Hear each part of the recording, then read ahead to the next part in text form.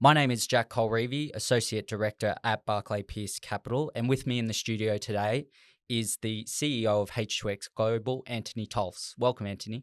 G'day, Jack, and look, thanks for having us. Great to be on BPC's corporate showcase. Well, we really appreciate the time. So many may be familiar with H2X Global. They are one of the global leaders in hydrogen fuel cell electric vehicles.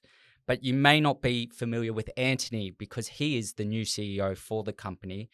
As a bit of a background, Antony has had various leadership roles within ASX-listed companies, and has a very strong foundation in corporate finance, project management, and ESG initiatives, perfect for this next phase of H2X Global's growth. What attracted you to H2X and what brought you on board? Yeah, thanks, Jack. It's an exciting time at H2X, and we've got some remarkable founders in the industry, as well as myself. There's a few new faces joining the company at this pivotal stage. We've got James Walker, who's just joined our board. James has got, I'm sure you won't mind me saying, 30 years of experience doing incredible things, scaling businesses, listing businesses. So James and I bring in that sort of rigor and corporate governance at a time where the business can now enter that sort of from concept stage onto actual production, commercialization of some really great ideas. Yeah, like I said, I think you are a very pivotal hire, but also James coming onto the board, also very important as the company scales their technology, and we also look towards the IPO of H2X Global. Shifting gears, there has been a lot of discussion in the market recently around hydrogen, particularly as a mobility fuel. I feel like it's really gathering momentum this year. Can you sort of outline why this may be the case? What is the attraction of hydrogen over, say, battery electric vehicles? Yeah, really great question. So one size doesn't always fit all, and in particular with hydrogen, there's three key differences over a battery-powered electric vehicle, and it's weight, and temperature. So the first weight is that a hydrogen vehicle is not carrying around 300 to 500 kilograms of battery. Now, by taking that weight out of the system, you can get a car that performs better, longer range, and actually increased carrying capacity. The second weight is the time that it spends to refuel, whereas a battery car can take anything from sort of half an hour to a couple of hours, depending on what you're using to charge it.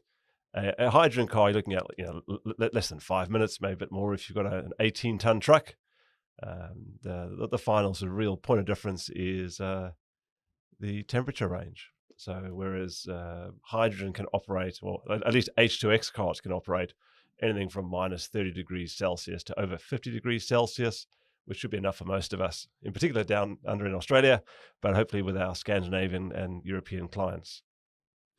Yeah, that's a great homonym there, the old weight there, and I think that's a perfect point on one of those key advantages for a hydrogen fuel cell in terms of temperature, particularly, and we will move to some of your clients in the Nordic space. So, in a recent update to shareholders, you mentioned a focus on retrofitting. Why is H2X prioritizing this strategy over, say, building a car from scratch? So the real benefit of the retrofit strategy is that it allows H2X to deliver and produce vehicles without the enormous capex of having to build our own from the ground up. This allows us to use a micro factory approach, which has a lot less capex required. And look, in fact, this week we've had Toyota's senior leadership team on their fuel cell tech come and visit our micro factory in the Netherlands. Toyota have been a great sort of partner of H2X over the years. We also have an existing order book for retrofit cars that goes back. We've got 33 million euros worth of orders backed up, and we're looking forward to delivering these vehicles to our customers.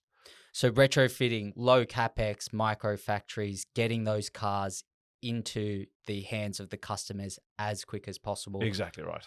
That's very exciting. So you've got the Warrego, which is the retrofit of the Ford Ranger, but from what I understand in these contracts, there are other heavier vehicles. What are those vehicles? Yeah, thanks, Jack. And the real advantage of the H2X technology in terms of the hydrogen powertrain and fuel cells is that it's both modular and scalable. You may have heard we've got a 3.5 ton truck called the Peru.